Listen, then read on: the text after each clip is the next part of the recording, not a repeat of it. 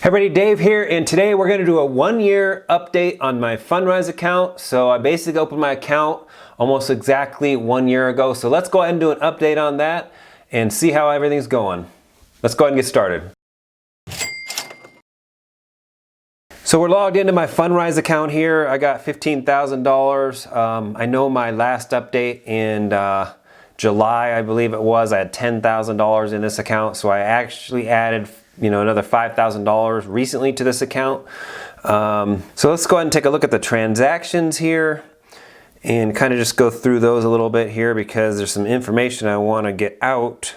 So yes, September 8th, 2018, that's almost exactly a year ago that I opened this account. I started putting in $1,000 pretty much almost every month. Got a dividend paid there, $2.62. Okay, this is balance investing also at the time. Okay, so right now I am supplemental income plan. But I'm going to kind of talk about that in a minute. So when I first started out, it was balanced investing, which is kind of the middle plan, and then I went and add another $1,000 here in November, another $1,000 here in December, another $1,000 in January. Got paid another dividend there, and then I basically also turned on dividend reinvestment as well. Balance investing, added another $1,000 here, another $1,000, kept adding $1,000, then actually added the $966, which brought it up to $10,000 at that time. And part of the reason why I was doing the $1,000 at a time is I just wanted to make sure that I was trying to get into as many investments as I could. So if you waited a month, they could have had investments that got paid back, and then it could open up new ones.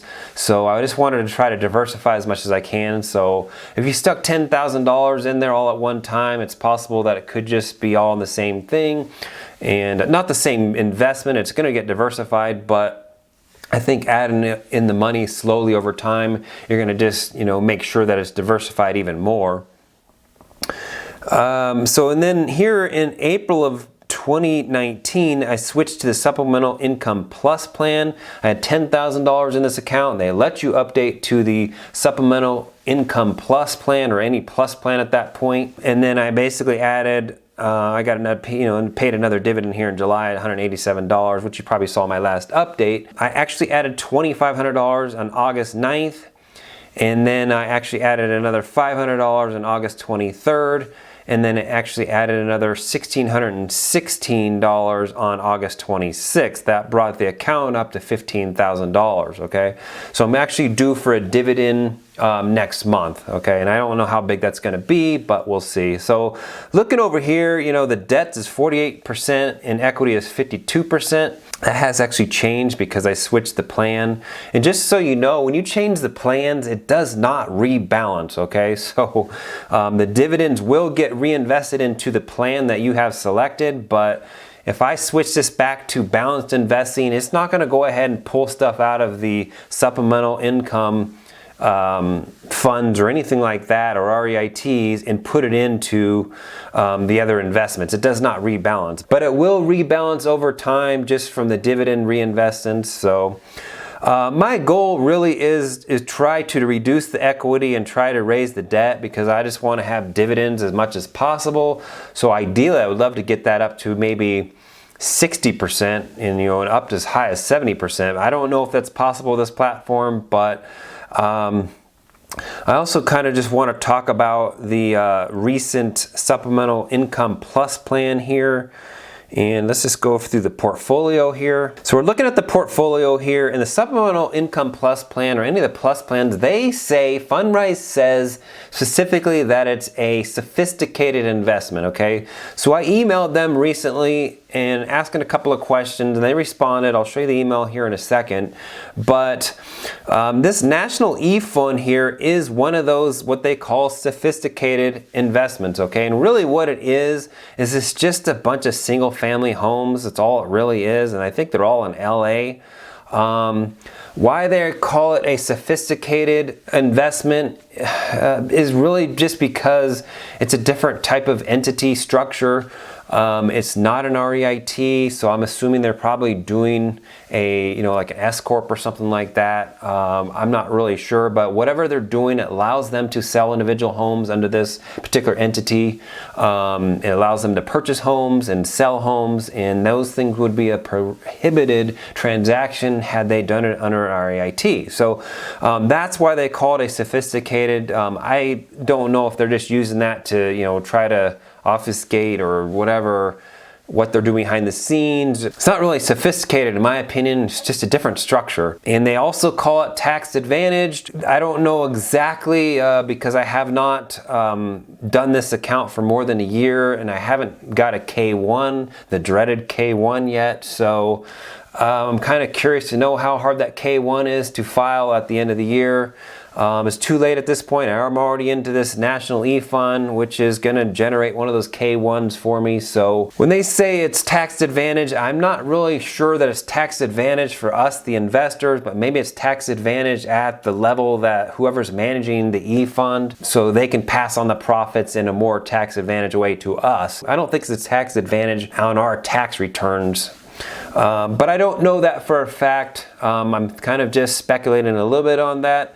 But I will know more on next tax season in April, and I will surely do an update on that. So, look at this here. Equity is 100%. It's ramping up, so technically it's not generating anything yet. Debt is 0%. So, all the stuff they have in here, if I scroll down, you'll see all the things. They're all the single family homes, and I don't know if they're going to be flipping these or what, but so let's kind of just talk about real quick why I switched from the Supplemental Income Plus plan recently back to the Supplemental Income plan. Okay, so that's kind of a big deal, right? So, I did a video on why I selected the Supplemental Income Plus plan. And that was really over all of the other plans. It wasn't really specifically the reason why I went to the Supplemental Income Plus plan, but more rather I went to that plan versus the balanced or the other growth plan. So the reason why recently that I switched to the Supplemental Income Plus plan back to the Supplemental Income plan is for this reason right here. So as you can see, this is comparing the Supplemental Income Standard plan, which is the people that don't have $10,000 in this platform. The people that do have $10,000 in this platform can select the Plus plan. Now, what's the difference here? Well, the eFund's the difference, okay? So here you can see the check mark here. You got 25% going to the eFund, all right? And you got over here, it's basically excluded. The active projects for the standard plan is 62, and the Supplemental Income Plus plan has 88 active projects. So if I go look at the eFund, it probably has, exactly, I don't know what I would do the math in my head here that, basically 25, 26 more investments in it. It has those single family homes in it, right? And I get that. It's more diversified, right? But the reason why I do not want to be in the Supplemental Income Plus plan is because of this right here. Look at the dividends over here on the Supplemental Income Standard plan. It's 7 to 7.8%. Okay, now look over here, it's 4.4 to 4.6%. All right, so most of it's going to be more of a 50-50 balance here between debt and equity versus over here, it's going to be more debt.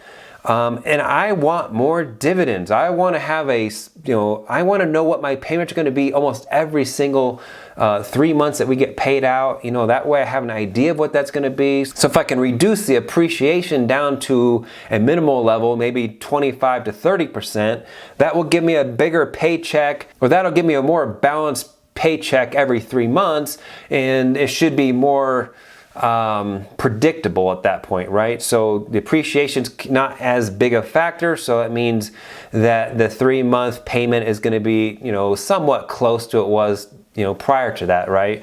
So that's one of the reasons why I switched back to the Supplemental Income Standard plan.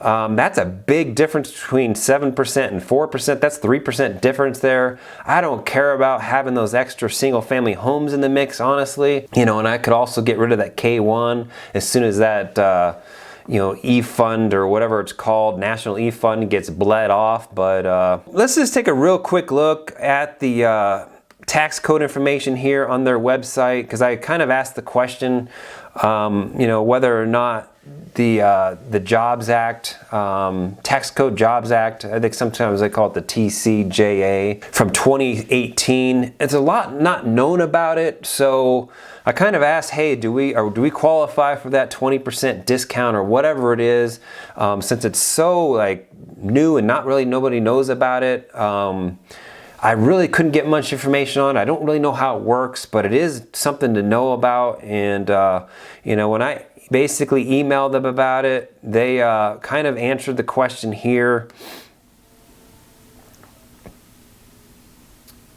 So, hi David, thank you for reaching out. Based on the historical operations of the REITs and how we expect them to operate in the future, we do not expect most dividends that are issued by the REITs will be qualified. However, to the extent that the REITs do pay qualified dividends, they will report them in such as box B1. All right, so while we are unable to guarantee the future tax implications of our investments, the new tax code implemented on January 1st, 2018 states that qualified business income paid to owners or investors of pass-through businesses is privileged to a 20% deduction subject to certain income restrictions. Due to REIT's classifications as pass-through entities, taxpayers who invest in real estate through REITs may have the opportunity for a 20% reduction of the income generated through those investments. Additionally, the primary benefit of the advanced account level is the opportunity to invest according to either the standard or plus plans, compared to the core level account that only offers access to the standard plans. Okay, yeah, we talked about that already. So currently, the plus plans allocate a portion of your portfolio to the tax advantage eFund, which I had talked about already, okay?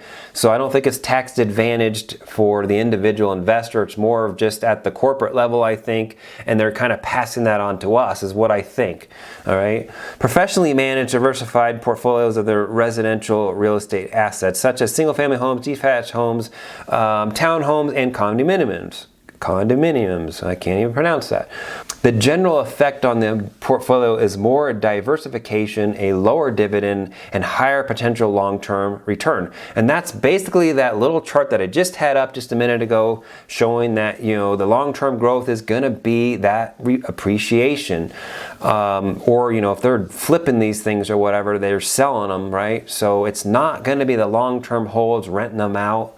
So a comparison of the return projection for the standard and plus versions. Okay, so that's basically that chart that I just had up. For additional information on our eFunds, yeah, okay, I've looked at that. It's, you know, just a bunch of, you know, it's actually good information, but it's a lot of reading. So in order to pursue the for sale housing strategy, the eFunds are structured as partnerships for tax purposes. The eFunds invest in, build, and own housing intended for sale, which is considered prohibited transaction income. So yes, that makes sense. So it's not an REIT that allows them to sell homes, buy homes, you know, and whatever else they're going to be doing in there, which they could not do in an REIT, which is the reason why we're getting a K1 from it. So we believe that the partnership structure provides a unique and compelling way for investors to gain access to the burgeoning demographic mega trend driving the housing market through a diversified portfolio in real estate investments, whereas previously such exposure was generally only possible through the purchase of a home, investing in public traded home builder, which subjects investors to double taxation. Since unlike REITs, the eFund home builders are not exempt from corporate level taxes. The eFund may be the only widely available investment vehicle targeting residential for sale housing that is not subject to double taxation. Okay, so I know other people that are doing funds similar to this. I don't know the exact structure on it. Some require you to be an accredited investor and all that, but some don't as well, some sort of syndication, but there are no additional fees associated with the plus plans. Yeah, and okay, we get that. So that's pretty much what the response was when I asked them about, you know, whether or not the REITs are going to be qualified, or do we get that 20% discount, or however that's going to work. It is kind of vague, I get that, but hopefully this does shed a little bit of light on, you know, basically what the eFund is and whether or not you even want to invest in the eFund or this, you know, the plus plans. So what's my what's my goal with this account going forward? So I might actually grow this account up to maybe $20,000. I'm not really sure yet. I really do want to get that debt to be higher, up to the 60 to 70% level if it's possible. Reduce my exposure to the appreciation portion, because I have a feeling that's going to die down eventually. But also I just want to have that predictable income every 3 months as well. So right now I'm in 139 active projects, and it just kind of gives you an update on all the projects. But here's kind of my returns I've gotten year to date and all time. The platform is very good. I have gotten pretty good returns so far out of this platform. If I just took this and times it by 4 when I had $10,000 in there, that's about a 7.4% return. I don't know if that's going to keep up or not, because there was appreciation in there as well. So I'd be kind of curious to know whether or not my next dividend, what kind of return that's going to be. It is kind of hard to tell what your returns are in this particular platform, because when you add money, that messes with the returns, right? So, that could, especially if you do it like midstream, right? So technically, I really need to just let this sit for a year without putting money in there to kind of get an idea of how long to kind of get an idea of what my returns would be. But a good way to judge that is just let it sit for 3 months and then kind of gauge off your last dividend, and times it by 4. That kind of gives you an idea. So anyways, I think that's it for this update here. If you have any questions, certainly make a comment below. If you're interested in investing in Fundrise and you have not invested in Fundrise, if you have any questions or anything, go ahead and ask me questions. If you want to sign up through my link here, you can certainly do so. I don't, get paid for this or anything, for advertising there or anything like that. So there's no obligation, of course. So go ahead and look for my video coming out in the next few weeks on the Platte River project. I'm gonna go ahead and drive by there, and I'm hoping that they at least broke ground on that project. I'm gonna fly my drone over it again. And if you want to look at the last update I did on that, it was back in August. So I flew my drone over that site, and there wasn't really much going on, but I'm hoping that they broke ground, and I'll go ahead and do an update on that in the next 2 weeks or so. So let's go ahead and end this video. So go ahead and like and subscribe. We'll see you down in the comments, and thanks for watching.